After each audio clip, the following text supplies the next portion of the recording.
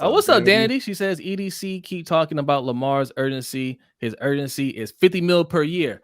Thank you. I don't like that at all because he came out again. Okay, and he's putting it on Lamar publicly. So let's change the ticket. Let's bring it up. It's time. Yeah. It's Lamar time right now.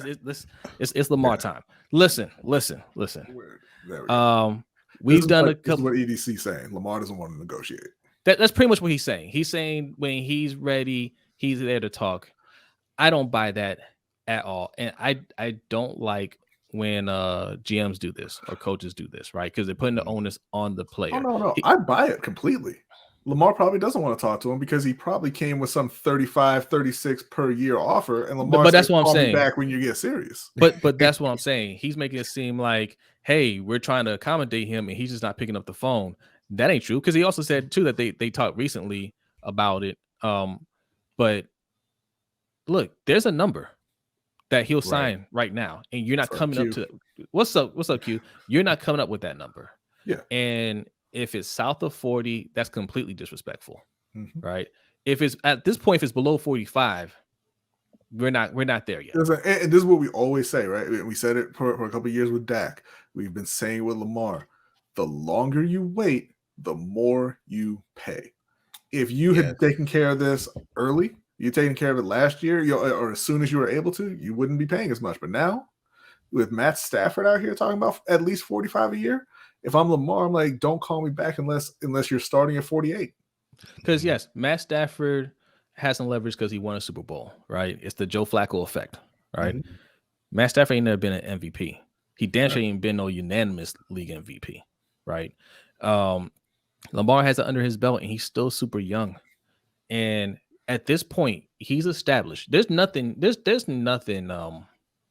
can happen that's going to make his value go down, because he's not going to have a bad year, right? Unless he gets hurt.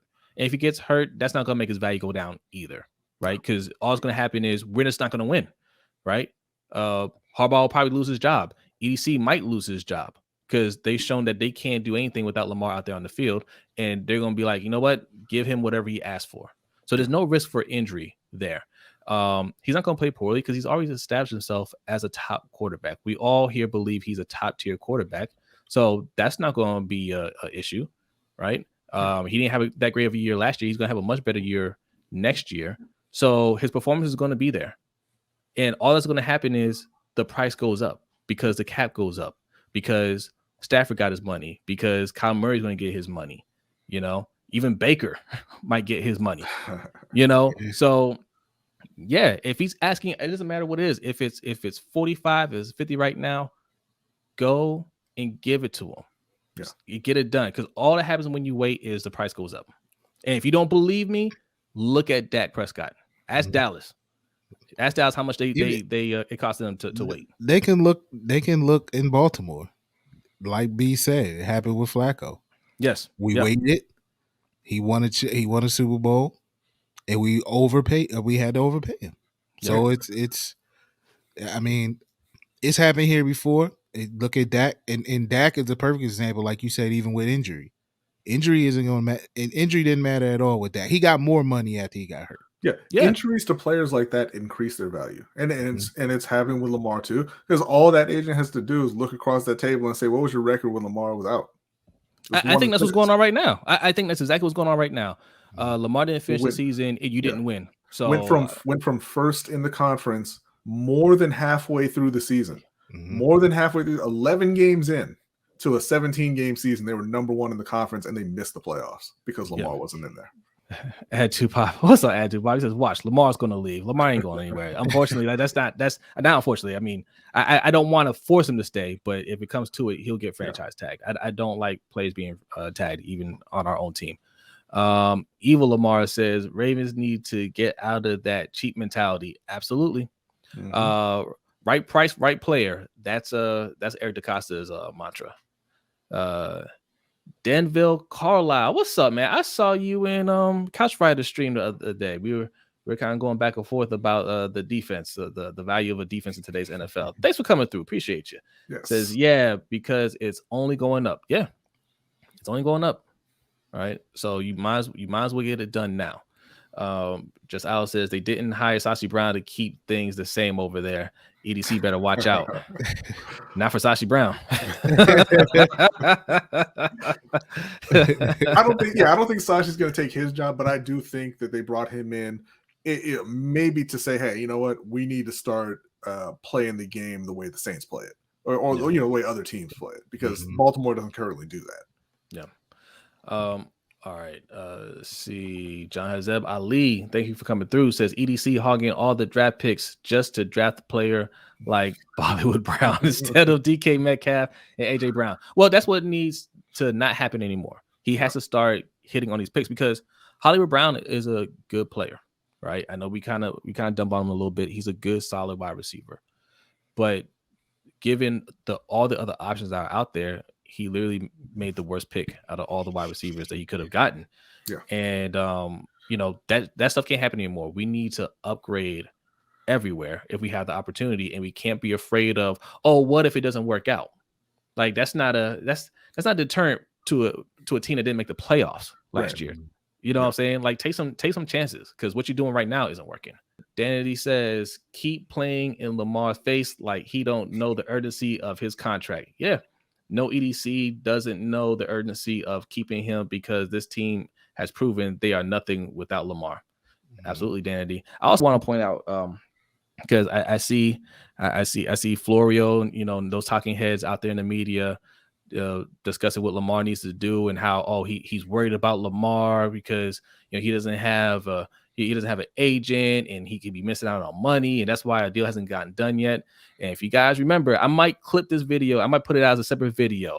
I went over ways to spot a low-key Lamar hater, and what was one of the people that I say to look out for?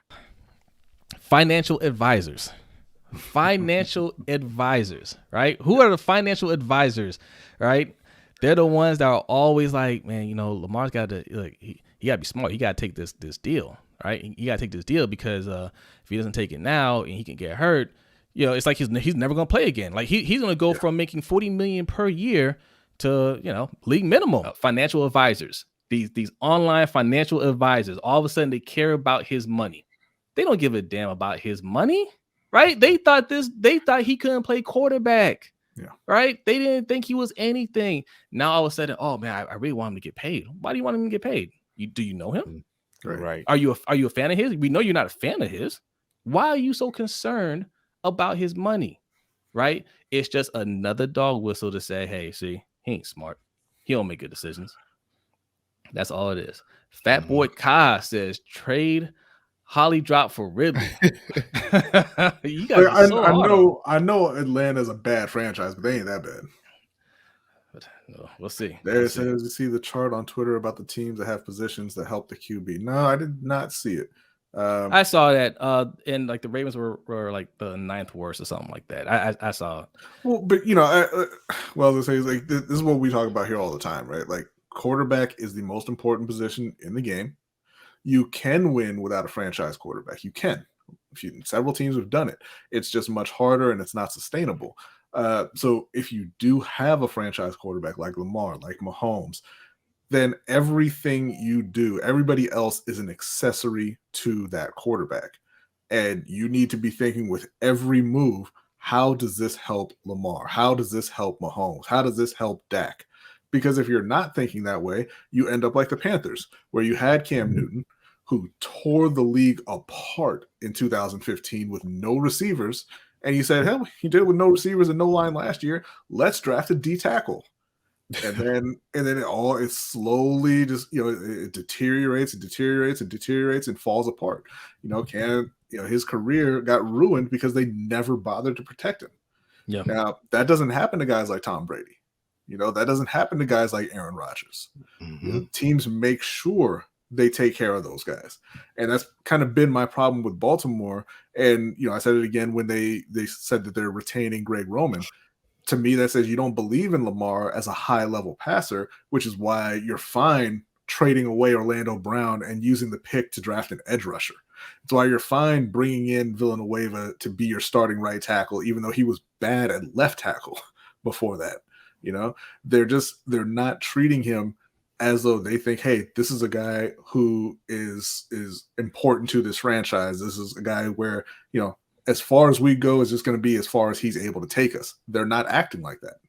And that's why it's important that he holds out right now. And it may not even be about the team. It might just be about his money. But it makes them panic, right? Because it's like they know they're not winning without Lamar. They know that. There's no denying that.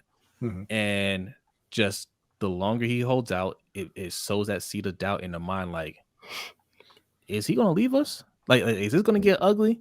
And what will happen if it gets ugly? Because they know they're not. Jobs will get lost. Jobs will be lost if he leaves and they're not winning. So it sends two things. One, we gotta pay him. Two, we gotta make sure he's happy. He has everything he needs. Him not saying anything, saying, yeah, no, everything, I love you guys, I just don't want to sign. It lets them know something's wrong. So let's try to figure out what's gonna make him happy. And we got another donation. Shout out to Anonymous. Appreciate you. Says, do you think Bisciotti really trusts Mr. Jackson? Yeah. Well, listen, I don't think Steve Bisciotti is that much of a football guy. I think he sees how much money Lamar Jackson brings that franchise. And I know Bisciotti's like, you better make him happy. I think that's why ultimately Lamar is going to get a record-breaking deal, because Bisciotti sees the sales. He sees the sold-out stadiums, right? He sees how this city reacts to Lamar Jackson, and you better not let that golden cow walk out the door, right? For pennies to him, right?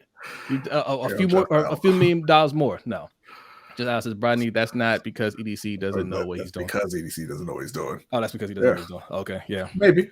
Like, I've been hesitant to say that. I mean, he's still young in his career, right?